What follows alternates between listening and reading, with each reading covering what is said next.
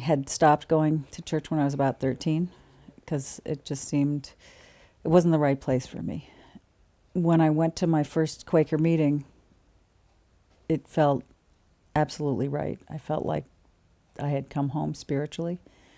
There was that same kind of quiet stillness that I would find sitting on a rock by the brook behind my house.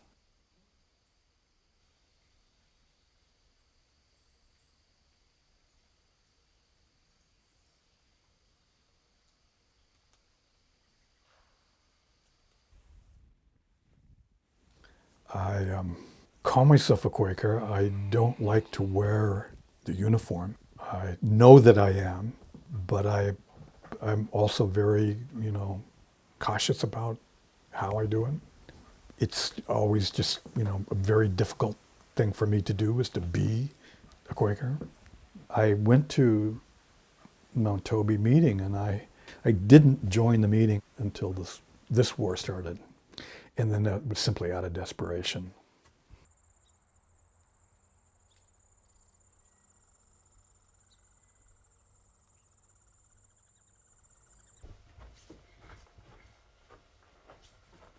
I was not born a Quaker. I was brought up in the Catholic Church.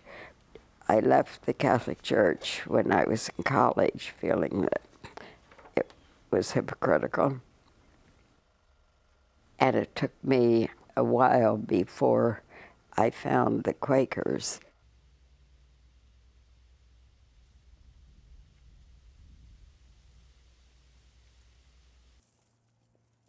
A lot of people who are raised Quaker don't necessarily stay Quaker.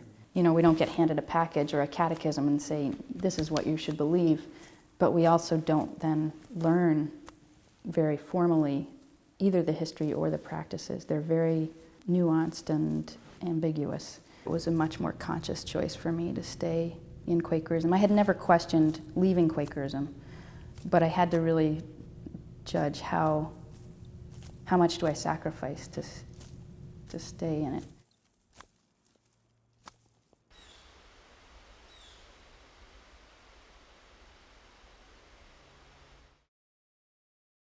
My Quaker roots go back at least to 1750.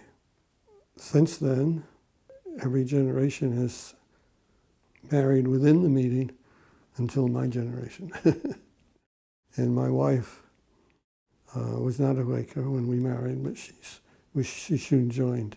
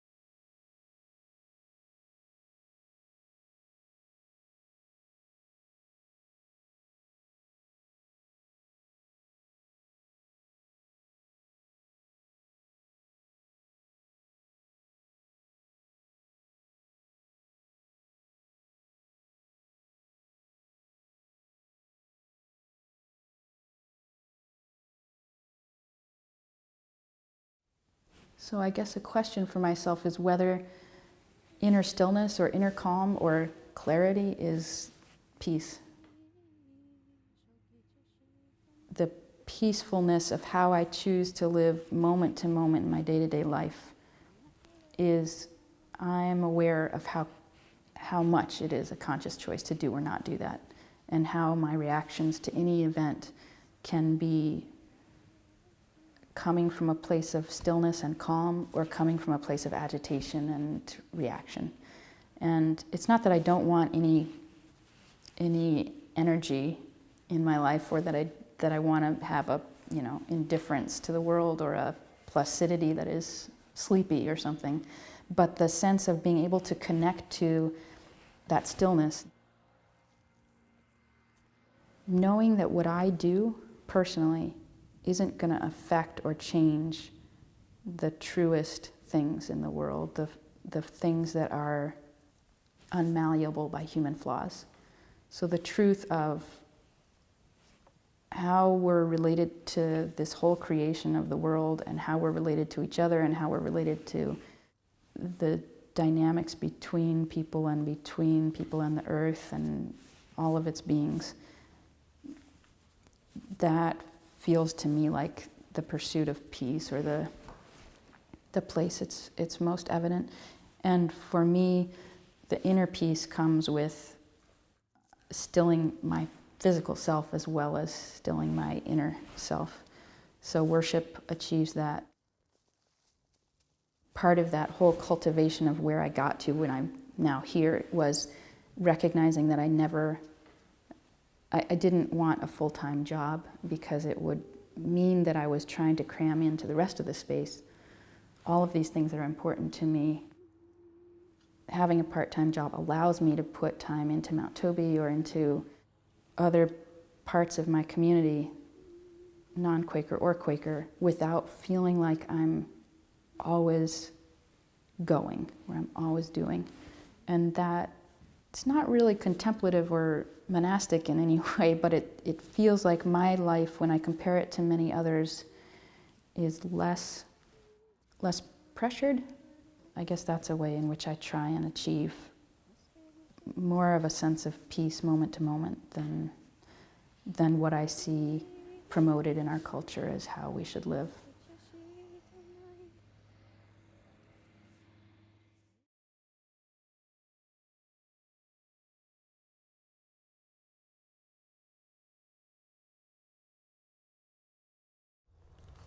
My parents each became Quaker independently in their college years, and then met when they were both in graduate school at Quaker Meeting in Charlottesville, Virginia, and got married at Swarthmore Meeting House in Pennsylvania.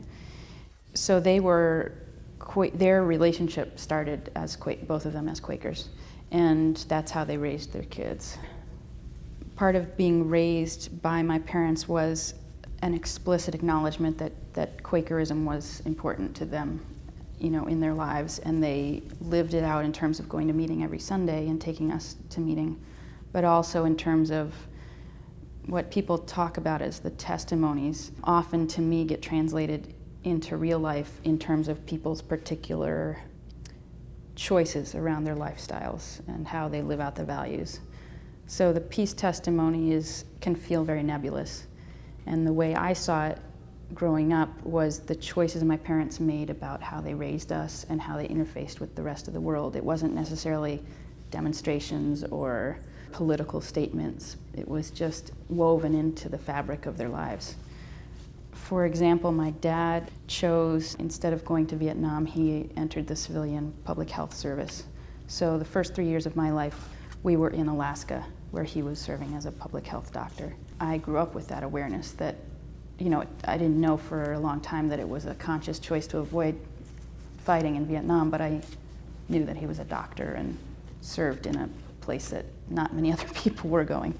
Both of my parents practiced a style of life that I think I just learned by osmosis, not explicit statements from them, sometimes explicit, but more often just a subtle understanding of their choices. I was getting clearer and clearer that I was farther from my center, and that that journey to be working here was partly a journey to try and incorporate my faith and my spirituality into my professional life a little more. That has challenges, but it can feel much more unified or integrated now. It was a conscious recognition of what do I see as my gifts, and how can I actually live in terms of those rather than fitting into whatever falls into my pathway. It felt like this job fell into my pathway, but I was looking for it too. And what I do here is a lot of the kind of administration around the board and interfacing with the Quaker world, so outreach, paying attention to what's going on in the Quaker world so that I know what it needs, and then designing the programming that have Quaker-related themes. There are definitely struggles. It's not all rosy. And in some ways I've had the experience, particularly in the past year, I would say, of feeling like it's becoming insular, how much of my life is within the Quaker frame. And while the Quaker frame has windows to other populations, it can feel like being out of touch with the mainstream world. And that doesn't always feel good to me. I don't have to worry about my integrity at my workplace or about my choices, and I can live my choices out and my work out in terms of assuming that it's coming from a faith place. So if I need to take a work question into worship and say, what about this program? Is it right? I don't have to worry if that's strange. The external ways of practicing peace are concepts like mediation and at a governmental level doing diplomatic discussion rather than military actions. There's sort of the perfunctory, categories that you could name like those. But I do think things like mediation and conflict resolution and nonviolent communication, those tools are ways of practicing peaceful interfaces. There's also really informal ones, like my mother would always say, breathe 3 times before you answer, or whatever it is. For me, worship can be a place of real peace, and it's profound because it's a choice that a group is making together. I can worship on my own, or I could meditate on my own, but that doesn't have the same. It has value, but there's a corporate aspect to our worship as Quakers that feels very different than meditating with a group of people, for instance. That's a corporate experience, but the expectation that we're entering as a body, as a group, into a space of real depth and real opening to some kind of spiritual current, whatever people name that, is to me a profound witness for peace.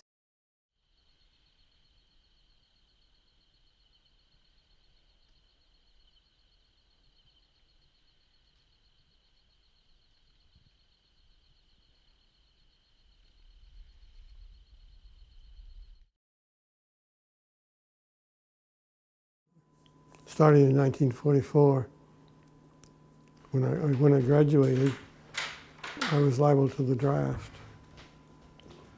And I applied for conscious objection status. My draft board didn't like that at all. They didn't want to have somebody like me on their books. They solved their problem by giving me a farm deferment. So for 2.5 years, I worked on a farm with my father. And by that time, the war was over. And although the draft wasn't ending, I took my chances and applied to Cornell University. And I got entered in there, and in the process, the draft sort of went out of business, which was fortunate. So I spent 4 years in Ithaca at Cornell, in the College of Agriculture. And I gradually found myself being interested in international agriculture, was a good way to apply my Quaker-motivated interests to doing something good in the world. When I finished Cornell, I went to get a master's degree at Purdue University in Indiana. And as that was finishing, I applied to the Friends Service Committee for if they had a position anywhere in the world that had to do anything with agriculture. Uncle Sam was trying to establish programs of international development around the world. And they wanted something that could get started really quickly in India. And so I was there on the spot. And what a change to now. It was still almost entirely subsistence agriculture at that point. When India got its independence from England, there were 350 million Indians.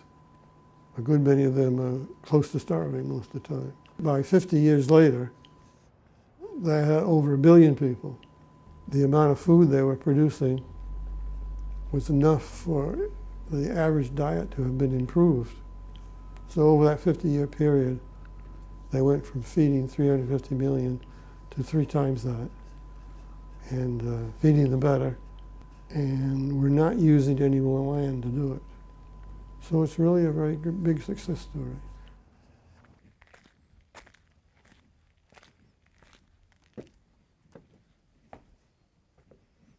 This visit to the meeting house has great meaning to me. I'm remembering my boyhood when I used to come with my family to quarterly meeting here from where I lived in Rhode Island.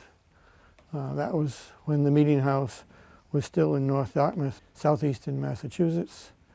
We used to come to quarterly meeting, and after the meeting was finished, we would all go down to the Gidley farm and had a picnic lunch before returning to our Rhode Island home.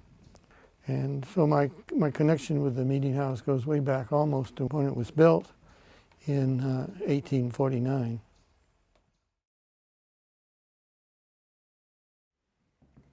I find myself not accepting at all the existence of life after death.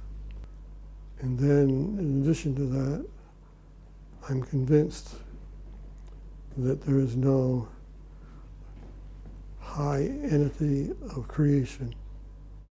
So if you take those two things together, it means that I don't have very much left of traditional religion. So what do I have left? What my religion is based on, what it is that makes me want to do the right thing and to find out what is the right thing in terms of my relationships with everybody else and the world as a whole. So where that idea came from, I wouldn't be able to put my fingers on that, but it's something that just has grown over the years, feeling that way.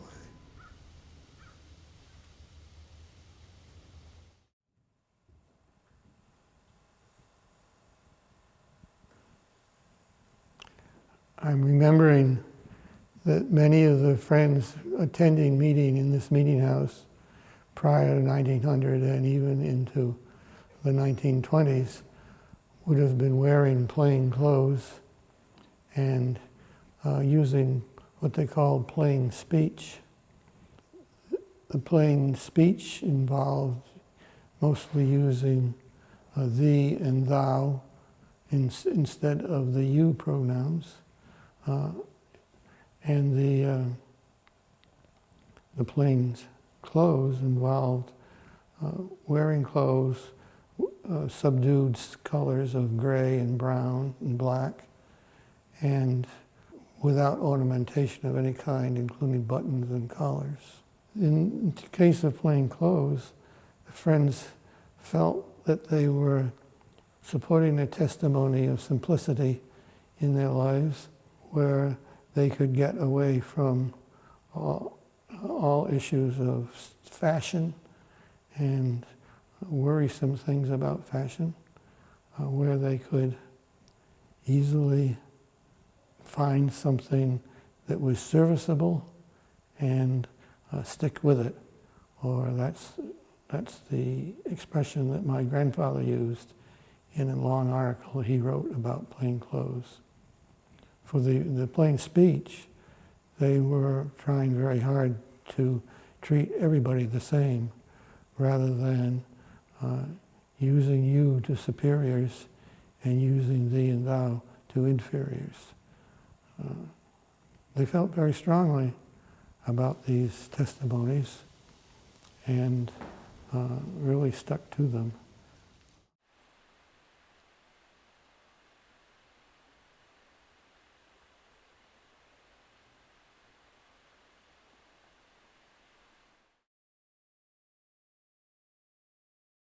So I had this calling, this strong inner leading that what I was supposed to do was work for peace. I didn't know if you could make a living working for peace in some way. You know, I didn't need a lot of money. And my journey took me to a number of different places. So I took this workshop that was asking people to envision what a world without weapons would look like and feel like and be like, and creating it out into the future, and then living in that future and asking, how did it happen? And so you assume that you've gotten there, and it's very freeing, and so you discover ways to get there. Eventually I ended up learning to facilitate that and facilitating those workshops around the world. I had one of those sort of hard nights of the soul where I just prayed and wrestled, and I thought, I know there's something else I'm supposed to be doing. And all I know is it's supposed to be international, and it's about nonviolence. And I don't know what that is. And I prayed and said, okay, that's all I know. And God, you got to help me. You got to give me a little more guidance. The next day, the phone rang, and he said, we're looking for somebody to be the international secretary for Peace Brigades International.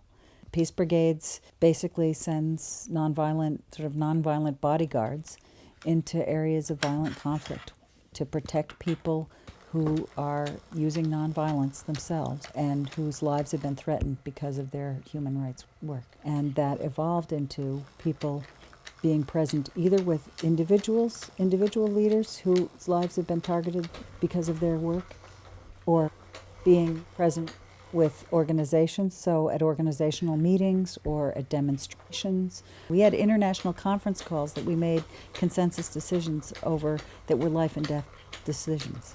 And so my role with that organization was, as the international secretary, was coordination of the whole organization and being in that international office to respond when there was an emergency and the phone would ring and somebody had been abducted. Then I'd be on the phone with the State Department or the Spanish embassy or whoever, was the appropriate person to do that. And I spent 10 years of my life traveling around the world, and a lot of it in war zones.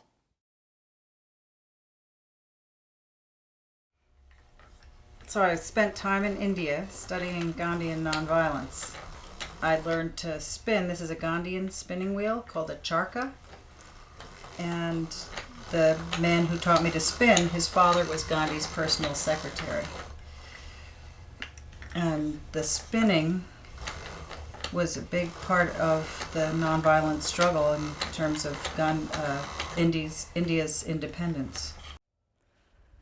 So my connections with Woolman Hill are many and span the whole hill.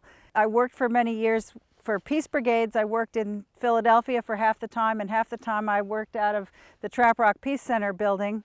And it was just glorious to have a garden and the fruit trees and this beautiful view to help keep me grounded and peaceful while I was doing international peace work. At the time that Peace Brigades was at Trap Rock's building, Trap Rock Peace Center was there with a local peace organization. Randy had an office there that he was doing electoral reform. And then there I was with a part of the building used for Peace Brigades International. The three of us supported each other in our various works. Randy and his wife are also war tax resistors, longtime war tax resistors. Randy's house was seized and the action began. So Randy and Betsy had been resisting payment of war taxes because of their belief in not killing, because of being pacifist. The house got seized by the IRS and Randy was arrested. There was then a nonviolent action that happened in Coleraine, Mass, on this back road at their house for 3 years. And starting with the day that Randy was arrested, we had affinity groups came from all over the country to live in the house or be present on the land for a week at a time. And so then every Thursday morning for 3 years, a new group arrived to be present in the house and continue the vigil and protest that it's wrong to take away someone's house to pay for killing. A lot of people were war tax resistors, some were not. A lot of people were not, but wanted to support this, and a lot of people became war tax resistors in the process.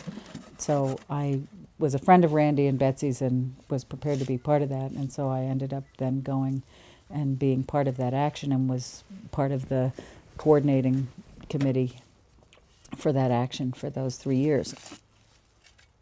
We are still war tax resistors. That comes, all of that and a lot of the choices that we make in our life come from a Quaker, a deep-seated spiritual place and guided by the Spirit.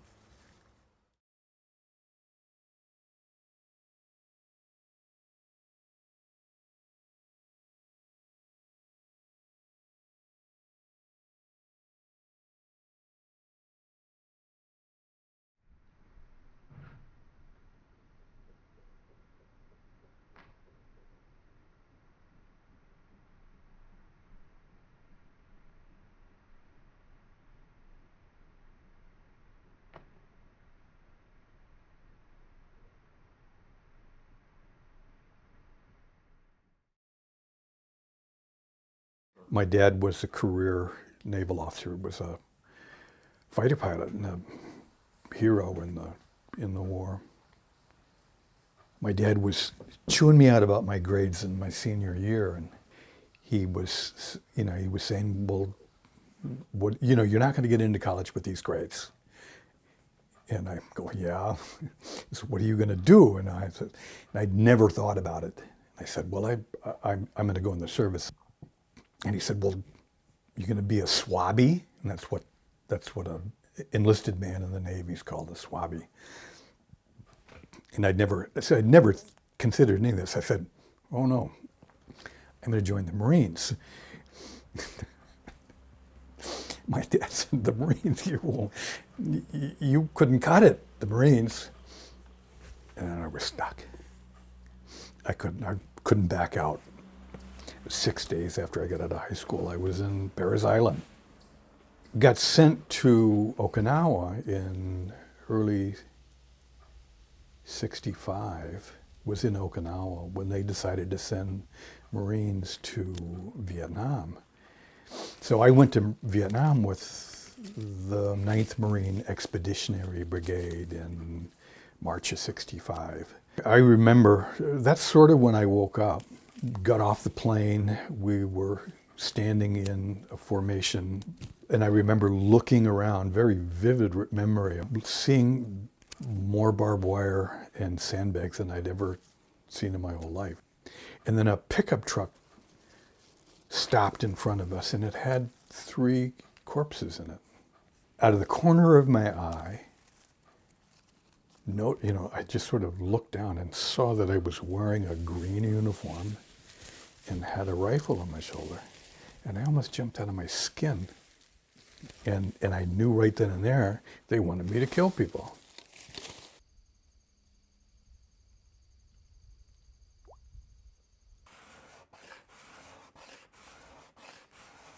This was in the Gulf War. One was about to happen. And well, I, at the time, knew that I was just scattered, emotionally and intellectually scattered. And I thought the fast was going to happen outside the gate of Fort Benning. And I fasted there with the group of people that had gathered there for 35 days.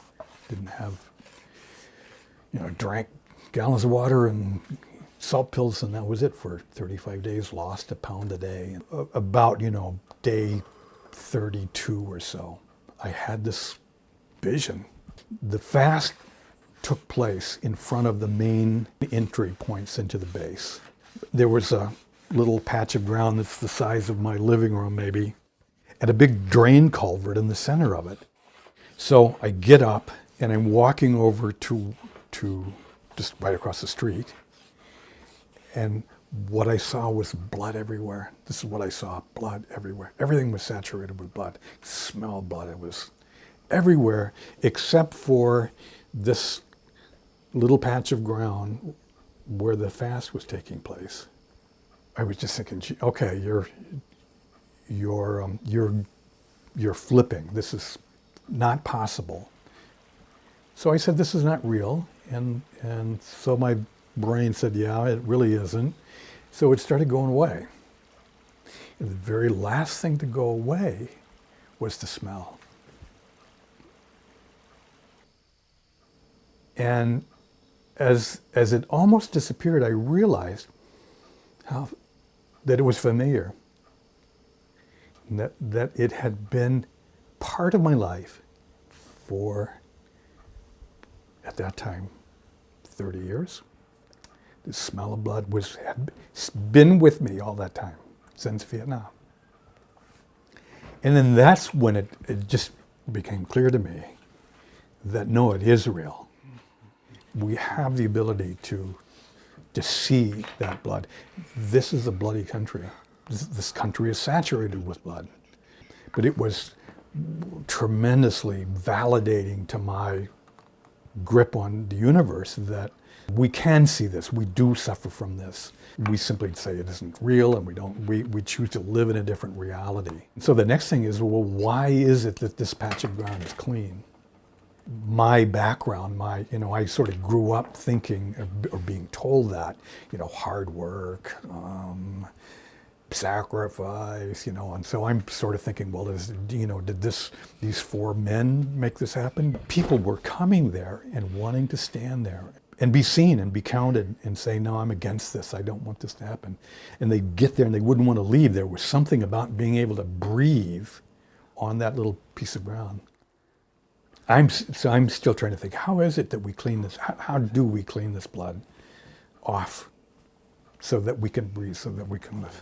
I hear a car door slam and I see a guy get out.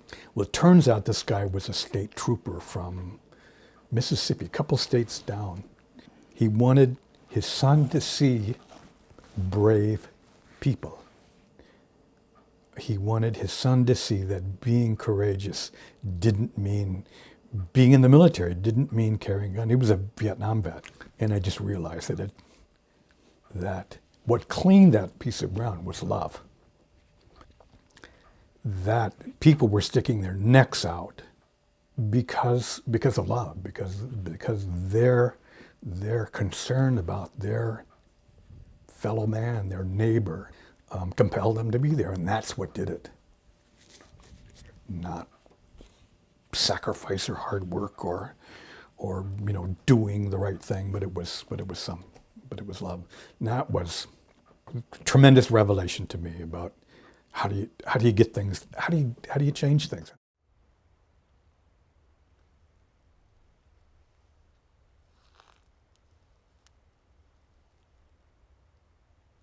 One of the things and this happened in the meeting, is that I went back to probably the first leading that I can identify as before I even knew what a Quaker was. And that first leading was on Sundays in Vietnam. I was a very good swimmer. I was a distance swimmer in school. And I would just swim out. But it was the only place that was quiet. And it was just simply the only tolerable place in Vietnam. And I started having dreams about swimming to the Philippines and about growing gills. And every time I did this, I'd stay out longer and I would get out farther and find it harder and harder to go back. And so the last time that I did it, I just sort of knew what was cooking. I just wasn't going back. What happened was that I got in this conversation, and it was a conversation with Jesus about what love was. And so I decided that I would go back, that I understood things better, and that was the force inside of me that was who I was. And so it was a epic struggle to get back. That was the best part of it. It was such a struggle to get back, that I had to really sort of repeat everything.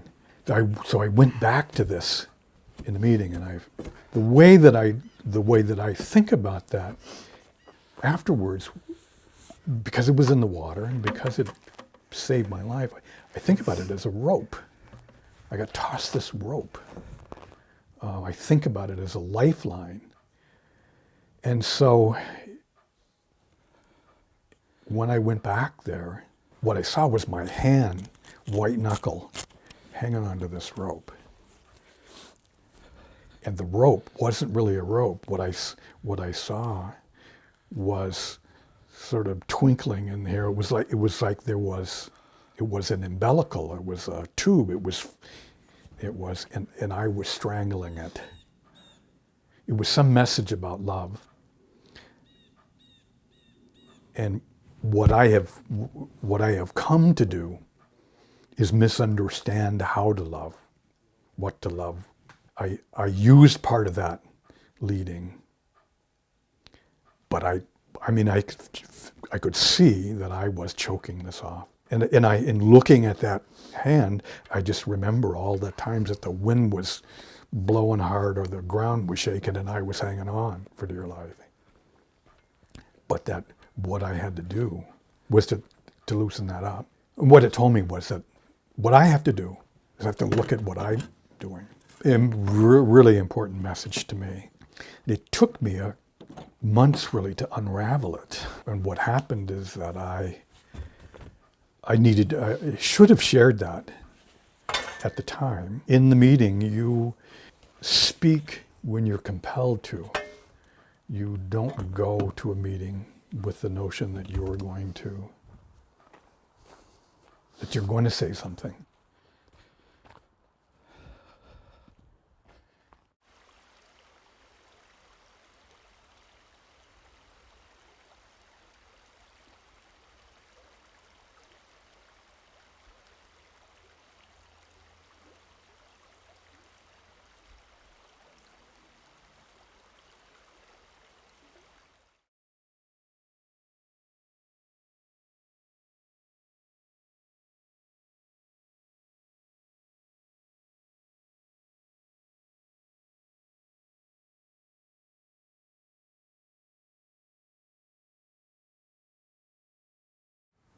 I supported World War II.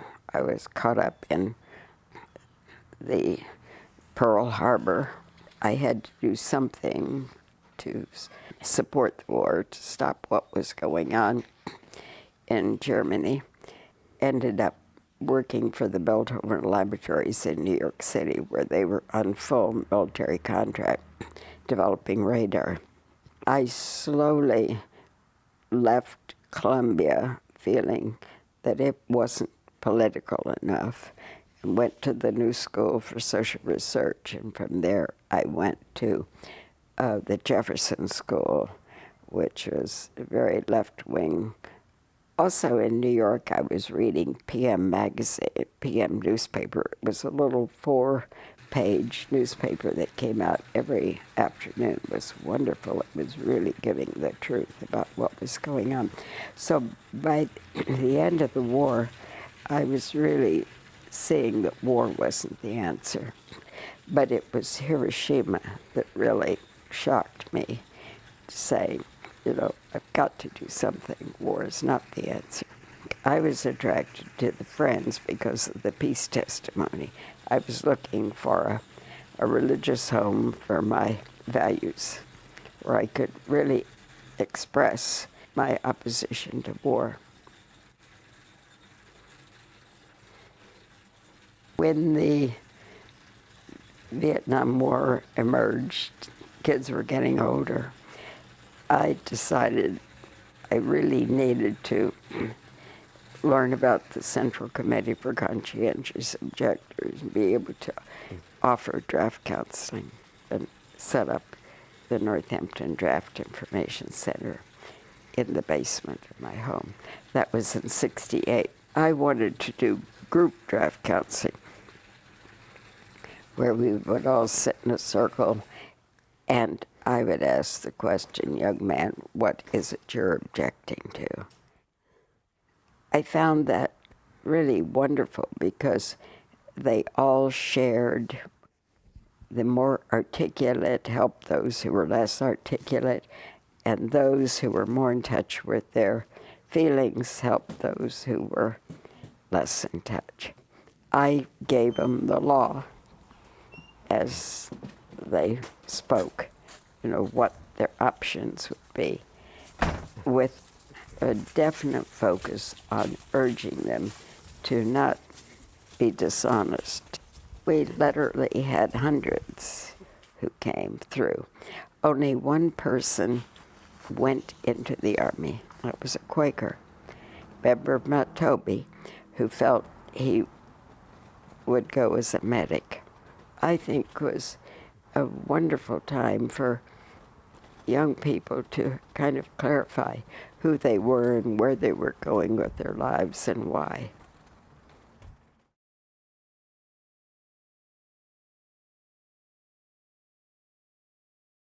More and more over the years, I was beginning to see that certainly by the Iraq War, that it was the media, that we really had to change the media, so that when I heard Democracy Now!, I felt that was the answer, that what I really needed was to have everybody every day listening to Amy Goodman, Democracy Now! So I, about that time, heard of someone who was going up to the top of Mount Holyoke every day. He would download it on his computer, put it on a disk. He would drive up to the top of Mount Holyoke and then walk on up to the highest point, throw the antenna in a tree, and broadcast Democracy Now! That was wonderful. It was going all over the valley. I said I would help him find a place where we could broadcast it in Northampton. I looked at all the tall buildings, the Fitzwillie building, and no one would agree to do that. So I said, what about my backyard? And so we tried throwing the antenna in one of my walnut trees, and my co-conspirator drove around town, and it was picking up very well. So I had a pole put up in my backyard and bought a good transmitter and the equipment and broadcast Democracy Now! For a year and a half every day, and had little cards made, gave them out. And that was an act of civil resistance. The law says the airways belong to the people. So we got a lot of people addicted to Democracy Now! That way. So after a year and a half, we got on WMUA, and it's now on WMUA every morning at 8 o'clock. And then the people who were interested in my little station came together and applied for a license and got in that good time, and they got a license to get WXOJ on the air. So WXOJ has been on the air for 3 years. It's on 24 hours a day. They do really good programming. I think that a lot of people are watching and listening to Democracy Now! Every day. And I feel that it's making a difference. It's the only way to combat this media that is just giving people misinformation. Every day she's there giving the truth about what's going on and giving us the models of people who are working to bring about changes.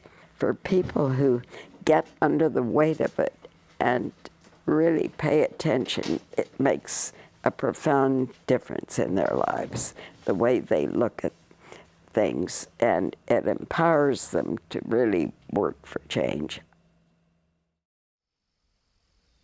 I believe that there is that something precious, call it God, the inner light, the inner spirit. Everybody has a conscience. You deserve the right to live, and that I do not deserve the right to take your life.